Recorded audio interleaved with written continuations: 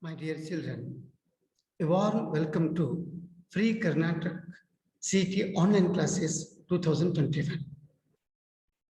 Myself, Arun A. Pujair, SLCPU College, Gokak.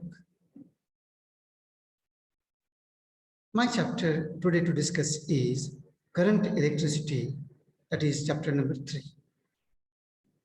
Before solving multiple choice questions, let us discuss some important points in section 2, that is electric current. Electric current in a solid conductor is due to flow of negatively charged free electrons only. These free electrons flow from lower potential to higher potential. But conventional direction of the electric current is due to positive charges and its direction is from higher potential to lower potential. Even though we say about the direction of electric current, but it is a scalar quantity as it doesn't obey the vector algebra rules. The equation for electric current in general is given by I equals to Q by T. The SI unit of electric current is ampere. Some of the questions based upon these tips. Question number 1. A flow of 10⁷ electrons per second in a conducting wire constitutes an electric current of. There are 10⁷ electrons are crossing per second. Question is to find the electric current. If you look at the options, numerical values are same. Look at the order -12, -26, 26, and 12. The last two options shows very big current. Generally, such a big current is not observed. Therefore, our concentration must be on the first two options. We have to use the equation I equals to Q by T, but in the question, Q is not given, N is given, but we know Q equals to NE according to the quantization property. Therefore, we have to substitute in place of N 10⁷, E is 1.6 into 10⁻⁻⁹. T is 1 second in this case. Don't look at the numerical value. If you calculate the order, it comes out to be 10⁻12 ampere. Therefore, option A is correct. Now, question 2. +3 coulomb of charges are moving per second, left to right. Look at the diagram, left to right, even arrow mark is given there. This is +3 ampere. And in the same material, -2 coulomb of charges are moving per second right to left, opposite. The electrons say moving from right to left. It is also shown in the diagram, -2 ampere. Therefore, question is to find the net electric current. Generally, we tend to say that +3 ampere, -2 ampere, it becomes 1 ampere. Unfortunately, that option is also C. Our common sense suddenly says that go for the 1 ampere. But you have to be very careful. -2 ampere is equivalent to +2 ampere. Therefore, the net current becomes 5 ampere. Therefore, option B is correct. Now I go to the third question. A point charge Q moves in a circle of radius R with constant speed. Okay, think that a charge is moving with a constant speed in a circular orbit of radius R. What is the current associated with it? If the charge is moving, there must be a current. If that is the case, what is the current here? Again, we rely on the Q by T, but don't disturb the Q, because in the previous example, we replaced the Q by NE, but Q is remaining same. What about the T? That we have to calculate. Being a circular motion, T is equals to 2 pi r by V, where 2 pi r is the circumference and V is the constant speed. If you make little calculation, you get QV by 2 pi r. Where is the option? D is the option. Now I move to the next question. Here also we have to find the electric current only. But here Q is function of time. Q is equals to 2t cube plus 4t square plus 5. Therefore, as time changes, q also changes. Let me draw the graph. Of course, the examination, this graph is not needed. Generally, in order to understand more such ideas, I have drawn the graph here. As time changes, the charges which are going to cross the given conductor is changing. Therefore, at every instant of time, the flow of the charge is different. Therefore, at different instances of time, current must be different. Now, we have to calculate the current. We can obtain that by differentiating. If we differentiate the given equation, 2t cube plus 4t square plus 5, simple differentiation, t cube becomes a 3t square, it is 6t square, t square becomes 2t, therefore it becomes 8t, 5 is constant, it becomes 0. This equation, 6t square plus 8t, gives you general equation to find the electric current at any instant of time. But in the question, we need to know the current at t equals to 1 second. Therefore, I of 1 equals to, substitute wherever you find the t by 1, we get 14. Okay, the 14 ampere is passing, 14 ampere is the current at t equals to 1 second. Option A is correct. Now I move to the Ohm's law. Ohm's law states that P is proportional to I, provided all external conditions are held constant. What do you mean by external conditions? The length of the conductor, the cross-section area of the conductor, the nature, the substance of the given material, and also even the temperature, pressure, they have to be held constant. Then only V is proportional to I. Now, if we introduce the proportionality constant, V equals to IR. One more important equation in this section is about the current density. Current density is defined as the current per unit area. Area must be held constant. And more important form of the Ohm's law is, it is in terms of the current density, J equals to sigma of E, where sigma is electrical conductivity. This equation can be written as vector E equals to rho J, where rho is resistivity. Resistivity is resistance of the substance when we take 1 meter long and whose cross-section area is 1 meter square. And resistance of the conductor of length L and cross-section area A is given by R equals to rho L divided by A. Based upon these tips, we will discuss some of the basic questions on it. Let us take a hollow cylinder which has an electric current density J. Then expression for the electric current. We want to find the electric current through this hollow cylinder. If the cylinder is not hollow, it was easy because as we know J equals to I divided by A. Therefore, I equals to J into A. But here effective area is not the whole area because it's hollow. Therefore, we have to consider only the effective area. Effective area is outer area minus inner area. Outer area is pi R2 square as it is circular, and inner area is pi R1 square. Therefore, in this case, I is J pi in the bracket R2 square minus R1 square. Therefore, option A is correct. Now, let us take a resistance of wire R1. It is melted and stretched 2 n times like a bubble gum. Then it's new resistance. When we change the shape, the resistance of the substance changes, but not the resistivity. Let us take, this is the given conductor, whose length is L and cross-section area is A. Under this condition, let R be the resistance of it, which can be calculated by using rho L by A. But now this is stretched by n times. Look, this is the conductor after stretching. The new length is n times of the original length. The area, new area decreases. If you look at the equation R equals to rho L by A, R is proportional to L. As L increases, R increases.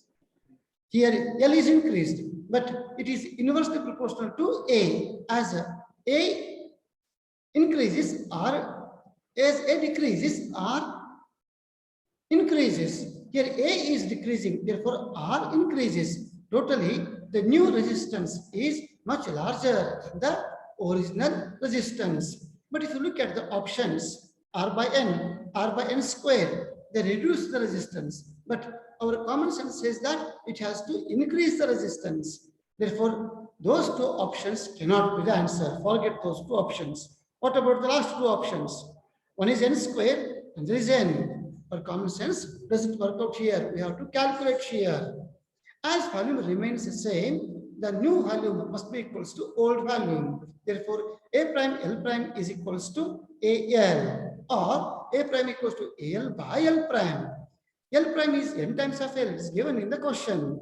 Therefore, if you substitute NL, L cancels this. Only A by N remains. This shows that the new area reduces by n times. As we know, R equals to rho L by A, the new resistance can be calculated like this, rho L prime by A prime. What is L prime? N times of L. What about A prime? It's A by N. N goes up because the denominator of the denominator goes to the numerator. High school mathematics. Therefore, it becomes N square. No need to worry about the further because already we have sensed that N square is there. Therefore, option C is correct. If any numerical example is given based upon this concept, we can use this equation directly. For example, a wire of resistance 4 ohm is stretched to thrice, then definitely 3 times. N is 3, its square is 9. 4 is the original resistance. 9 into 4 is 36. Therefore, option 36 ohm is correct. Now, there is another beautiful example. Look at the figure. It shows two squares. One is X and the other is Y. They are cut from the same sheet. Therefore, the thickness of both the metals is same. X and Y have the different sides. X has L and the Y has 2L. We have to calculate the resistance Rx and Ry of these squares such that the opposite faces shaded in the figure have to be considered. And then we have to find the value of the Rx by Ry. We will be biased. If you look at the diagram, the second figure, Y is big. Generally, our common sense says that the resistance of the Y must be big. Therefore, if we take the ratio, maybe 1:4, maybe 1:2. 2:1 cannot be. 1:1 cannot be because you look at the diagram, the Y is big, therefore its resistance must be big. If you think like this, our common sense definitely fails here. Therefore, we have to be very quantitative in this case. We know R equals to rho L by A. Rx is given by rho Lx by Ax. And Ry is given by rho Ly by Ay. Rho, material is the same. Cancel it. Lx by Ly. Okay. But look here. Ax and Ay are inversely proportional. Therefore, taking ratio, it becomes reciprocated. Ay by Ax. Okay. Now we have to substitute the value of Lx, which is L. And Ly is twice of it, 2L. What about Ay? 2L into T, the thickness gives the cross-section area. What about the Ax? It is L into T. Okay, LL cancels this, 2L cancels, T is also going to cancel. What is going to remain? 1:1. What we guessed, which cannot be the answer, that is the answer. That is the beauty of the physics. Option C is correct. Now take a 6-volt battery and it is connected to the 3-meter long wire which has uniform thickness. The difference of potential between 2 points on this wire at any way separated by distance of 50 centimeter will be. Okay, here the wire is uniform, therefore potential distributes along the length of the wire uniformly. Now you can use the common sense because the relation is linear, algebraically linear, and it's proportional. Therefore, if 3 meter corresponds to 6 volt, then 1 meter corresponds to 2 volt.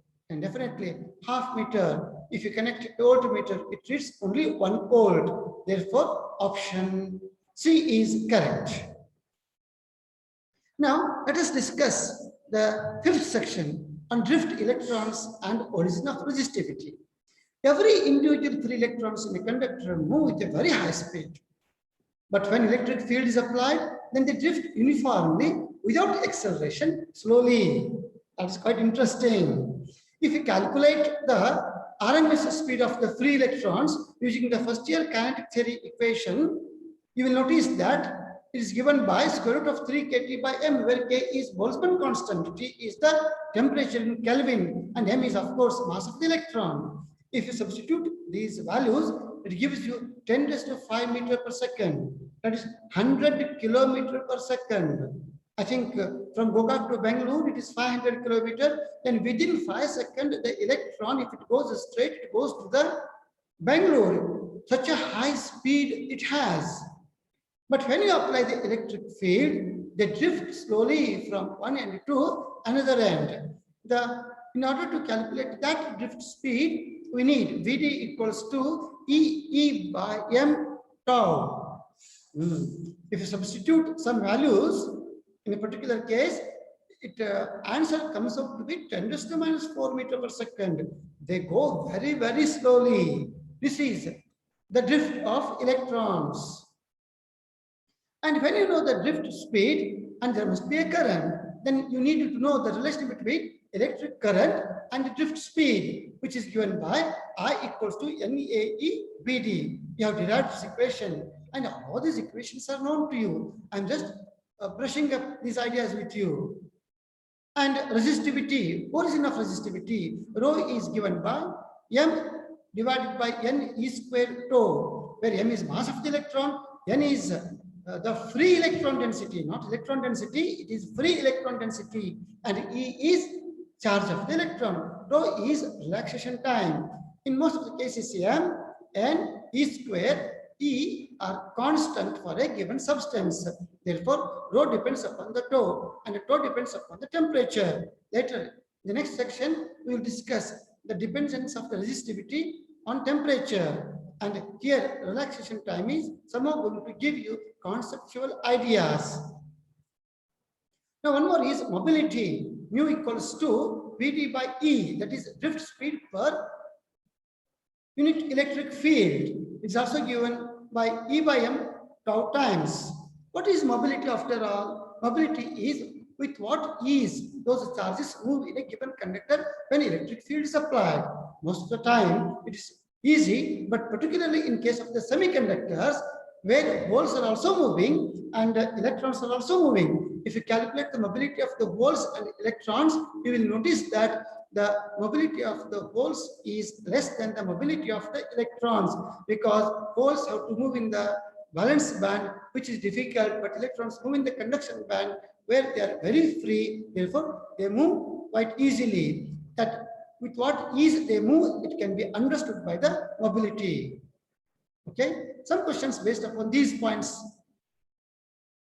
Let us take a wire which has non-uniform cross-section. Most of the time we solve the uniform cross-section examples. If it is non-uniform, as shown in the figure, a steady current flows through it. Current is constant. The drift speed of electrons at points P and Q is the drift speed at P and drift speed at Q. Of course, it must be different. It's better to imagine a situation of a garden water pipe. If you squeeze the front end of the hose pipe, water outlet speed increases. Means where the cross-section area becomes, the speed increases. Similarly, in this case, when cross-section area decreases, the speed increases. That is Vp, where the cross-section area is less, it must be more. Therefore, Vp is more, Vq is less. Therefore, option C is correct. Two wires, A and B of same material, having radii, the ratio 1:2. Means I have two conductors here. One is with a certain radius 1, and another is double of that. B is double. Okay, and carry currents in the ratio 4:1. Means the first conductor, the current is more. In the second conductor, the current is less. In the previous example, the current is same. Here, cross-section area is also changing, and the Current is also changing. Question is to find the drift speed of the electrons in A and B. As we know, I equals to NAE therefore PD is directly proportional to I and inversely proportional to A. Better not to make any common sense because one is directly and there is indirectly. Therefore, PDA divided by PDB, we have to calculate. As I is directly proportional, IA by IB, but A is inversely proportional, therefore it becomes AB by A. Okay, what is IA by IB? Current in A to current in B. Current in A is how much? 4. Look at the diagram, or you have to take the second informations in the question. Generally, we tend to take 1:2 only, but you have to be very careful. 4:1. What about A? Cross-section area is circular as radius is given. R square B divided by R square A. RB by RA is ratio of the radii. 1:2, but you have to reciprocate it. 2:1. You have to square it. It becomes 4:1. Therefore, 16:1 is the answer. Hence, option A is correct. Now, I move to the 6th section, limitations of Ohm's law. Ohm's law is not applicable according to your textbook in 3 situations. V ceases to be proportional to I. In the textbook, has given a graph. A dotted line represents as I increases, V also increases along the straight line. That is, the Ohm's law is applicable.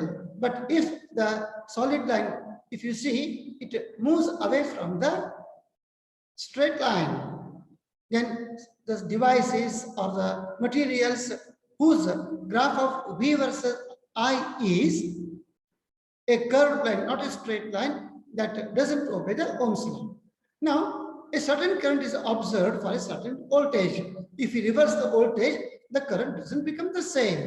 But according to Ohm's law, it must be linear, it must obey. But there are certain devices which are not going to obey. For example, in case of the semiconductor diode, if you forward bias it at 0.2 voltage, some milliampere current comes. But if you reverse bias the same semiconductor diode at the same voltage, the current becomes microampere due to the minority charge carriers. The voltage is the same, but when we reverse it, current becomes exceptionally different. Therefore, semiconductor diode doesn't obey the Ohm's law. And the relation between V and I is not unique. Some materials, if you draw the graph of current versus voltage as shown in this graph, the curve is not linear. And you could see here, as voltage increases, current increases, again it decreases. Therefore, for 2 different voltages, current becomes the same. Means current is not unique. In such cases, Ohm's law drastically fails. Means you have to be very careful while applying the Ohm's law. One example is from the graph between I and voltage V is shown. Identify the portion corresponds to the negative resistance. What do you mean by negative resistance?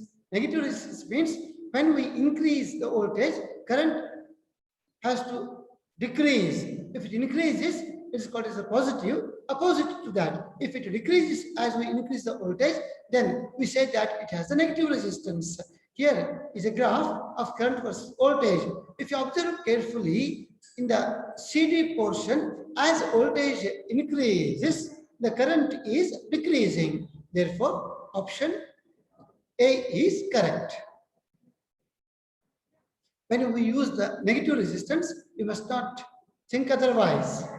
Now, one example I have taken from the exemplar. Which of the following characteristic of free electrons determine the current in a conductor? Of course, in such cases, we have to read all the questions. The current determined by drift velocity alone. Of course, drift velocity is responsible.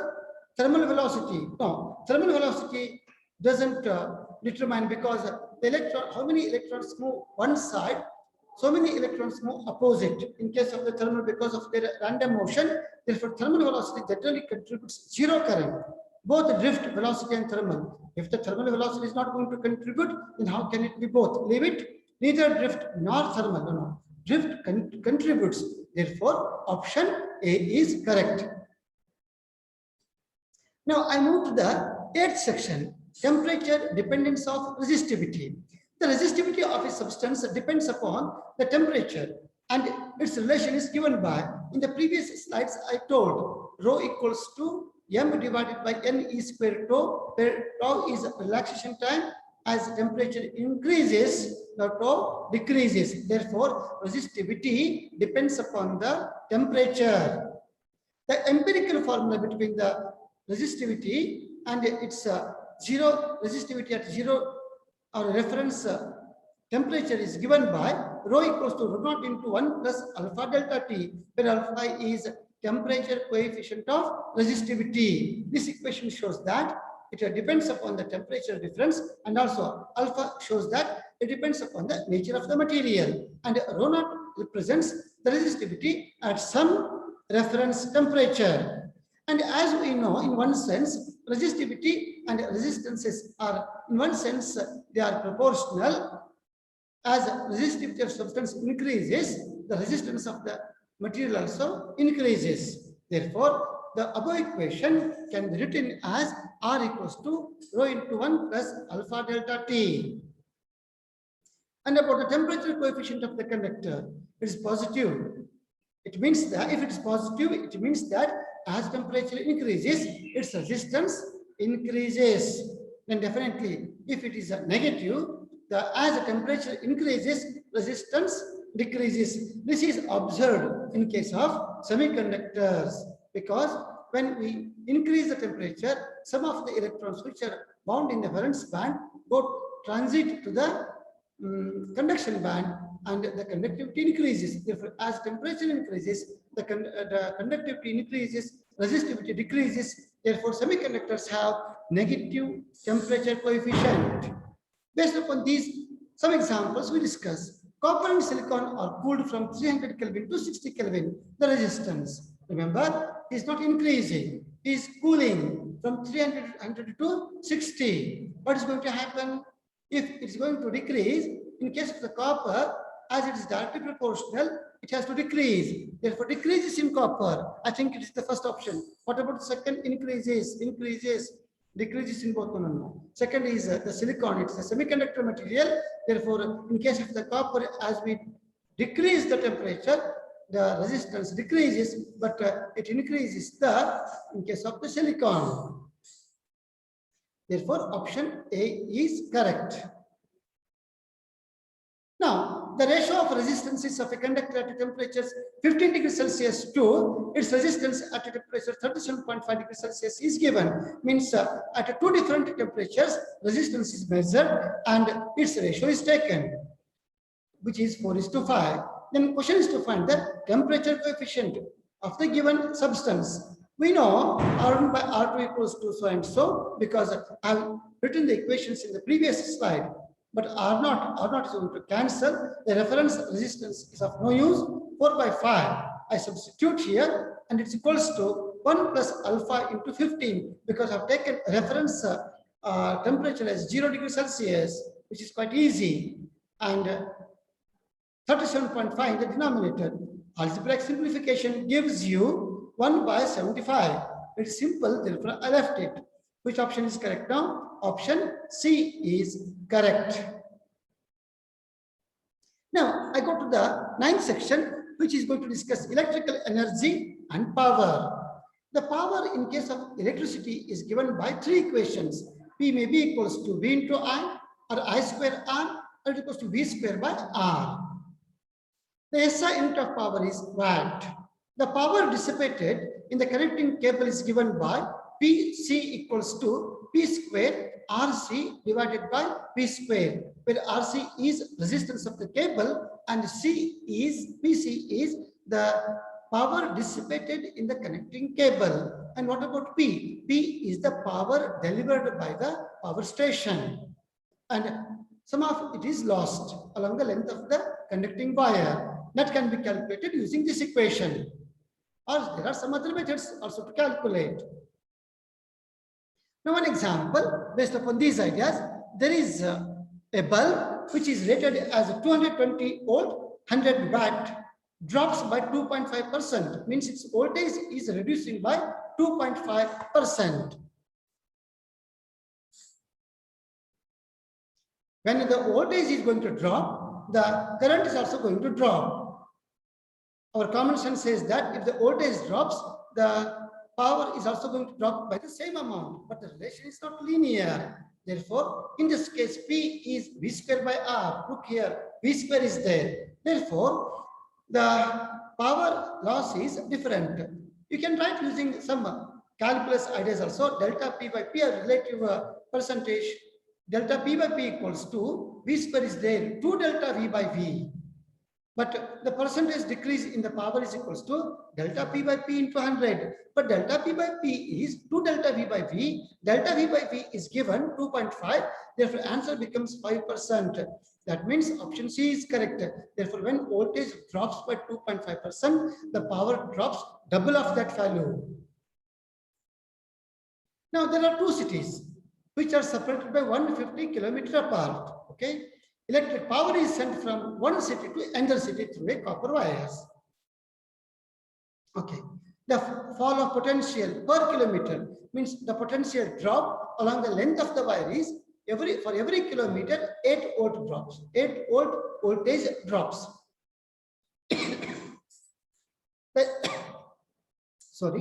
The average resistance per kilometer is 0.5 ohm. We have to calculate the power loss in the wire is.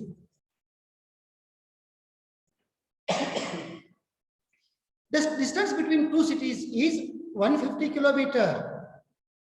Voltage drop along the wire is, for every kilometer 8 volt drops. Therefore, for 150 kilometer, it becomes 1200 volt.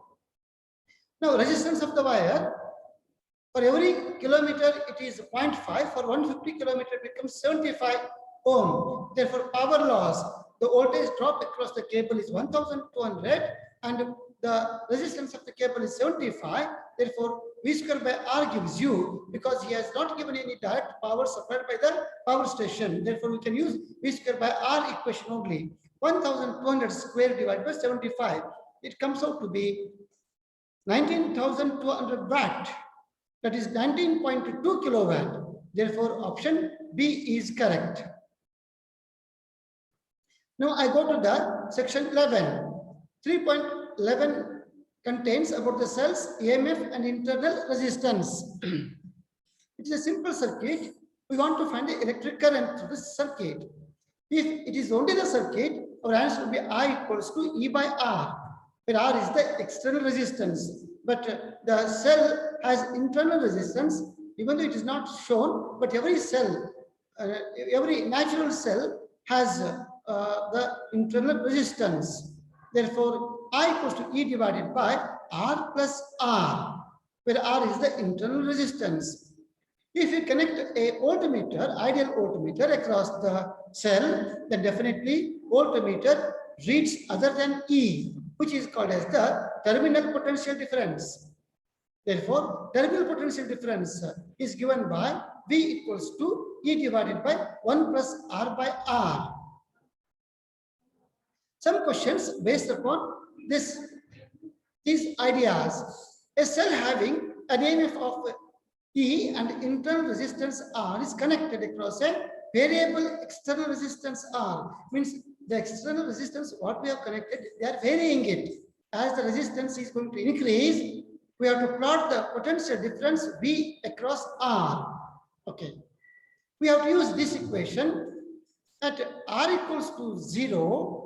R by 0, it becomes infinity. Infinity plus 1 becomes infinity. E by infinity becomes 0. Therefore, V also becomes 0. That means when R is 0, V is 0. Therefore, curve must pass through the origin. If you look at the options, the first two options can be forgotten.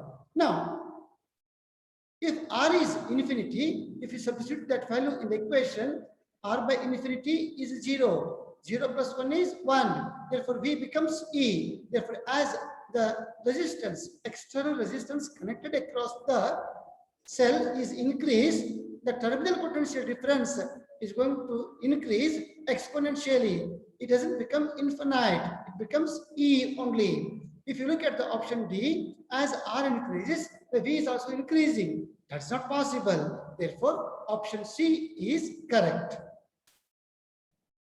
Now, 12th section, cells in series and parallel. The net EMF of the two cells in series combination is given by E1 plus E2, and the equivalent resistance is given by R1 plus R2. Means when we replace those two cells by a single cell, its E equivalent must be E1 plus E2, and its internal resistance must be sum of the internal resistances. If the cells are in opposite sense, then E1 minus E2 will be the E equivalent, but don't change the R1 plus R2, whether the internal resistance remains the same. Now, in case of parallel combination, the equivalent EMF is given by E equivalent divided by R equivalent. It's obtained by E1 divided by R1 plus E2 by R2, and equivalent resistance is given by the equation 1 by R equivalent equals to 1 by R1 plus 1 by R2. Some questions based upon this.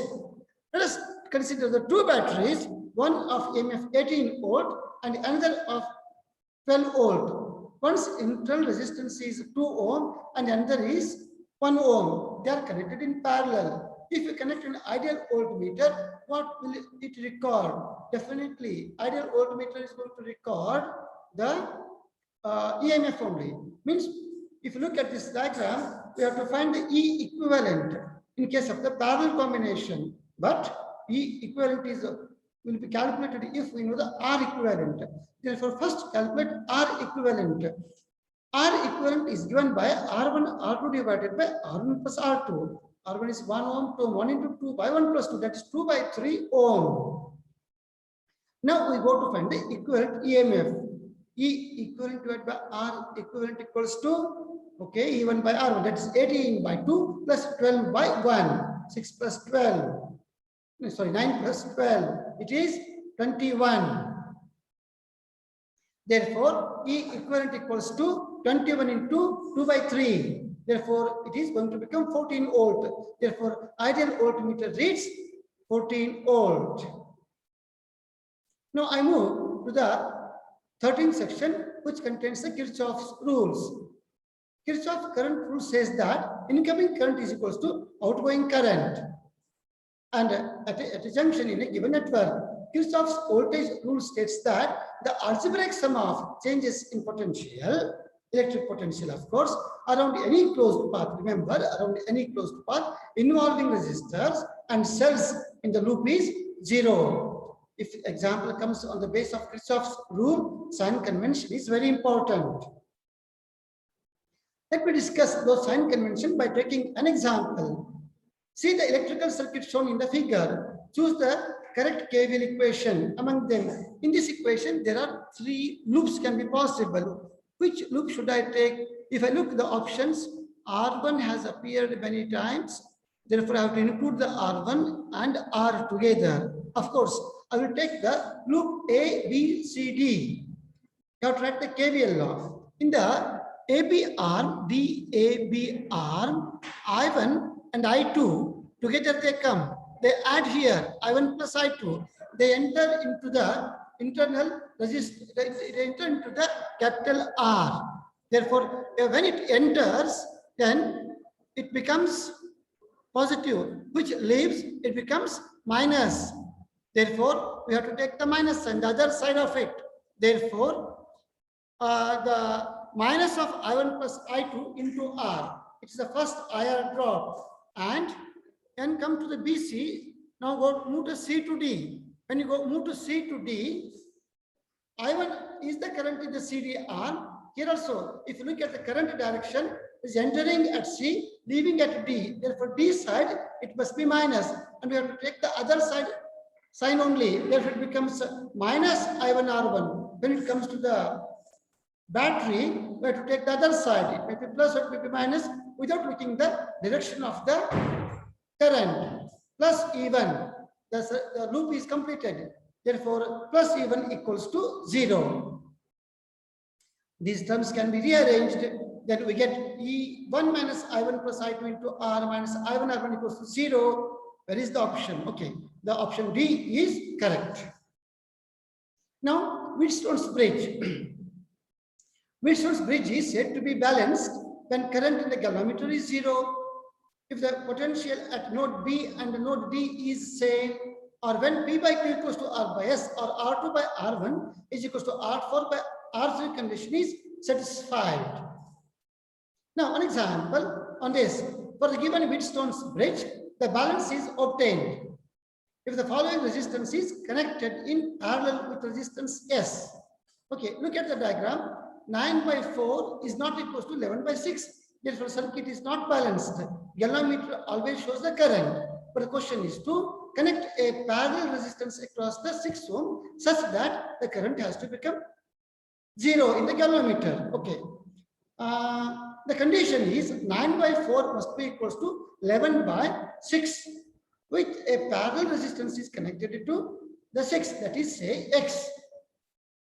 Cross multiplication gives you 6 parallel X combination is equals to 11 into 4, 44 by 9. But 6 parallel X can be written as 6X divided by 6 plus X equals to 44 by 9. Cross multiplication gives you 54X this side, 644s are 264 and 44X.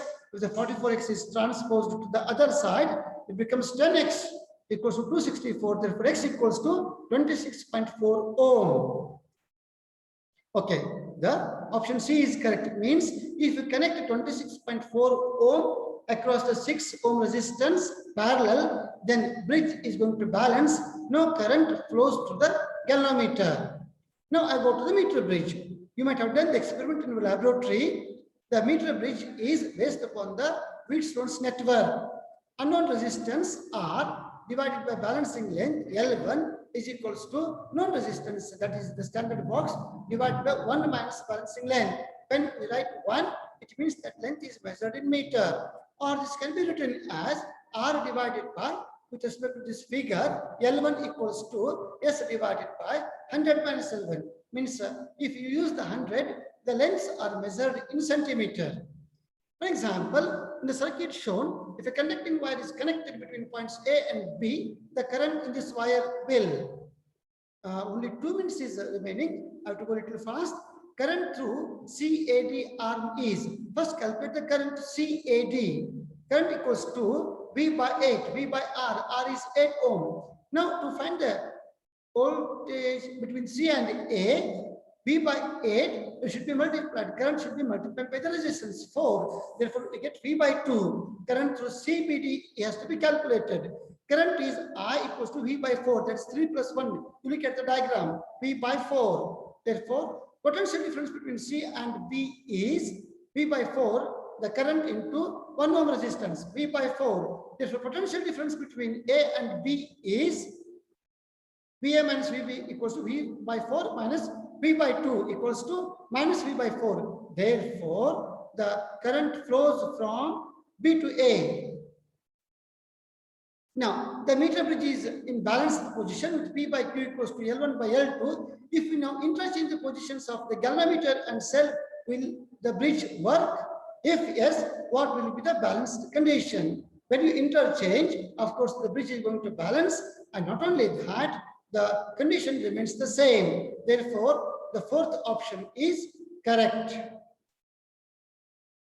Here, the resistance, the 2 arms of the meter bridge are 5 ohm and 6 ohm. Look at the diagram. When the resistance R is shunted with an equal resistance, the new balance point is at 1.6 L1. The resistance R is, I'm a little hurried.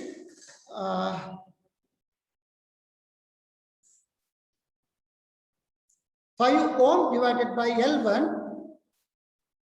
L1 5 by R equals to L1 divided by 100 minus L1. In case 1, when it is connected by another parallel resistance, it becomes 5 divided by R by 2 because resistance becomes half. Equals to 1.6 L1 new length divided by 100 minus 1.6 L1. Taking the ratio of these 2 equations, we get, I just leave the mathematical calculations because I'm running out of the time. Therefore, 40 equals to 1.6 L1, L1 equals to 40 by 1.6. Answer comes 25 centimeter. Therefore, option D is correct. Now, last section, potentiometer, P is proportional to L. That is based upon the potential gradient. I just discussed, means a potentiometer consists of a wire of length 4 meter and resistance is 10 ohm. It is connected to a cell of EMF 2 volt. The potential difference per unit length of the wire will be, it's very simple, dV by dL, 2 by 4 equals to 0.5 volt per meter. Therefore, option C is correct. Two cells of EMF approximately 5 volt and 10 volt are to be accurately compared using a potentiometer of length 400 centimeter. No question is appearing. Look at the options. What is his intention? The battery that runs the potentiometer should have voltage 8 volt. It is not possible. Probably you have done the experiment. If the voltage applied should be more than the 10 volt. With respect to this example, therefore, first option cannot be the correct. The battery of potentiometer can have a voltage of 15 volt. Good, it's more, but it's adjusted by R, varying the R. Means generally we use the rheostat. You have to adjust the R in such a way that potential drop across the wire slightly exceeds 10 volt. Okay, this is correct. I think in the CET, only one option is going to become correct. Therefore, I go with the option B only. Option B is correct.